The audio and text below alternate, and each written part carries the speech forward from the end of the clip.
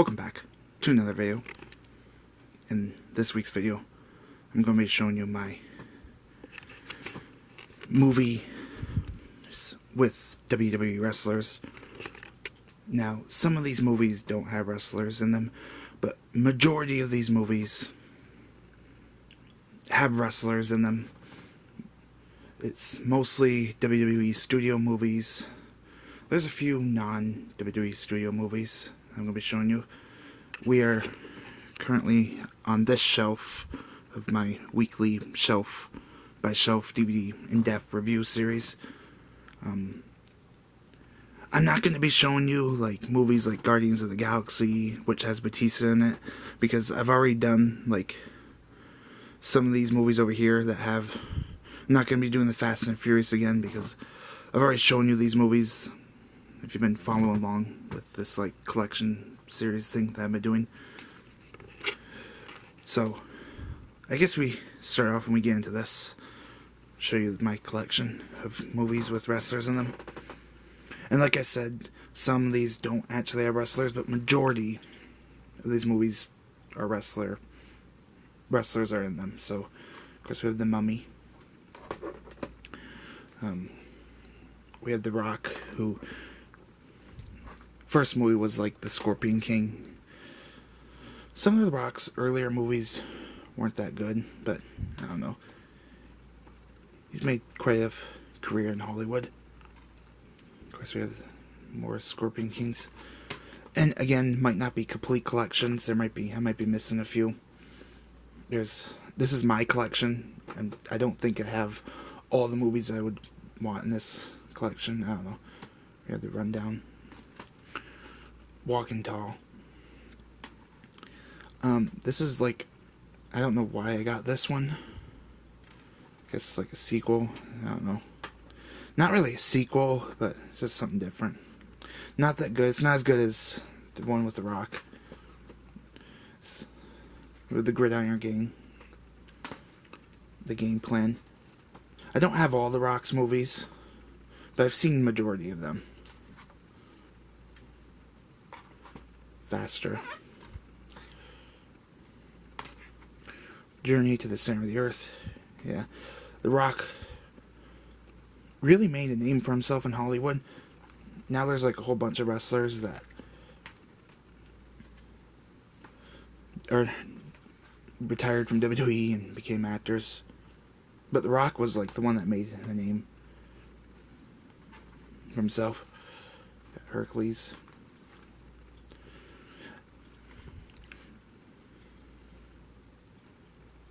San Andreas. Central Intelligence.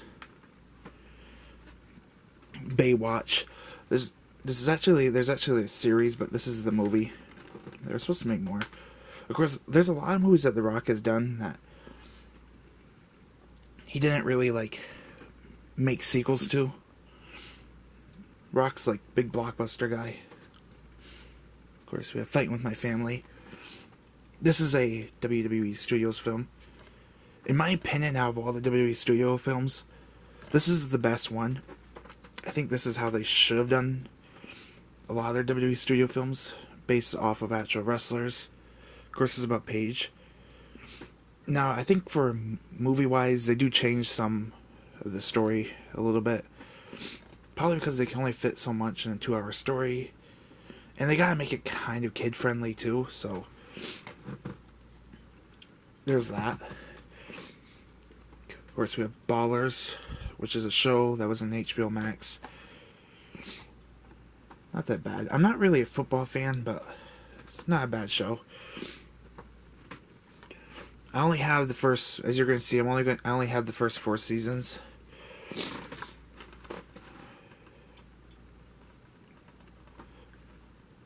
And I think I'm battling a cold again. I always seem to have like a cold when I'm like filming videos. I don't know if it's like the dust in my room or I don't know. Some of these DVDs just sit on the shelf for a while. I don't know if the dust like makes me more, gives me like a cold when I do these videos, but I'm like noticing that when I go through my like collection stuff, it always gives me like a cold, and then I'm like always, yeah. That was like a random thought. Okay. Now we have The Condemned. These might be a little out of order. I don't think I have them in like release order. The Condemned 2 with Randy Orton. Not that bad. Of course, we have Stone Cold Steve Austin, who did movies for a little while. I don't know if he does movies anymore. I think he's been like doing podcasting and interviews and stuff like that.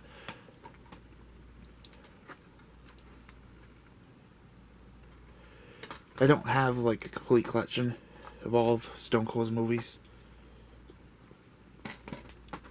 Maximum Convention. We have Behind Enemy Lines, which the third Behind Enemy Lines had Mr. Kennedy.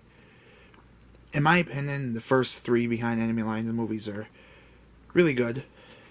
Definitely recommend checking them out. Of course, there's the fourth one. The fourth one, not so much. I don't really... I kind of wish I never bought this one. I don't know. But yeah. Only the first three are good, in my opinion.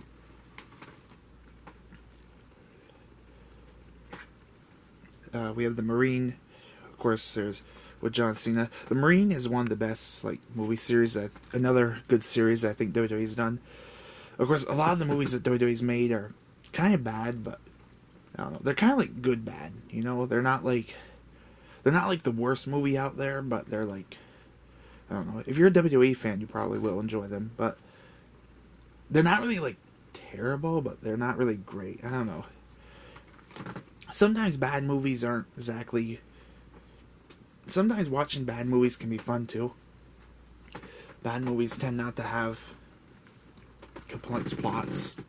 We have the Marine 2, which originally Randy Orton was supposed to be in this one, but because of Randy Orton's military background, he wasn't in it. Which I find that kind of weird because... Not weird, but like... He did do a guest appearance on the show Shooter, which aired on television for a while, and he was like a Marine in that movie, so I think it would have been better with like somebody else. Ted DiBiase's not really that good of an actor. Maybe they could put like Cody Rhodes in there or somebody else, I don't know. I usually skip this one when I do a rewatch of the Marine series. Of course, we have the Marine Homefront with The Miz. The Miz is a pretty good actor too. I think if The Miz ever retired from WWE, he could become an actor. He's not that bad at acting. Miz is like a very underrated wrestler in my opinion. I think he carried WWE when WWE was making Brock Lesnar the Universal Champion. I think he was like the big top heel as Intercontinental Champion from like 2016, 18, around that time period. I think he deserves a little bit more than, I don't know, deserves a little bit more credit. And then we have the Marine 6. And they have not made another Marine movie since. I don't know if they're done making Marine movies or what's the deal with that. I would love to see like, I know that like I would love to see like some sort of like crossover deal with, I know that the Miz like his character like died at the end of this movie. I hope I didn't just like ruin the movie for anyone, but we're in the era where they resurrect characters in movies anyway, so I would love to see something with like The Miz and John Cena. I also would love to see John Cena and The Rock do a movie together. That'd be kind of interesting. We have 12 rounds. 12 rounds 2. Randy Orton's okay as an actor. He's not that bad. We have 12 rounds 3. This is very like underrated. I think this movie was very cool. John Moxley, Dean Ambrose is acting not that bad. Pretty cool. One of my favorite scenes in this movie is at the beginning where the guy wanted to race him and then he flashes his badge, and it's pretty cool. No dialogue in that scene. It just was pretty cool. It set the tone for the movie. Of course, you have Legendary. Not a bad movie. I don't know about that. Of course, some of John Cena's movies were not that good. We have The Reunion. This movie kind of was not that great. I think I don't know, it's like kind of felt off. I don't know. We have The Wall.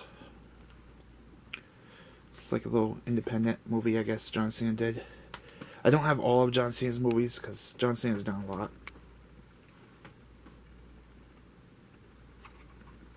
I have Blockers. Comedy movie. It's a pretty good movie. Of course, Kane has done some movies. See No Evil. Jacob Goodnight. I think that was his name. Number 2. It's okay. It's a little bit behind. I think if this movie would have came out in the 80s, it would have been like super popular, but it wasn't that good because, I don't know. Some of the WWE films, I don't know, I feel like they would have been more popular if they came out in a different era. I think Vince McMahon kind of like missed the mark with... I know that Vince McMahon kind of helped to make some of these movies, so I think he kind of like was a little out of touch with like the release era.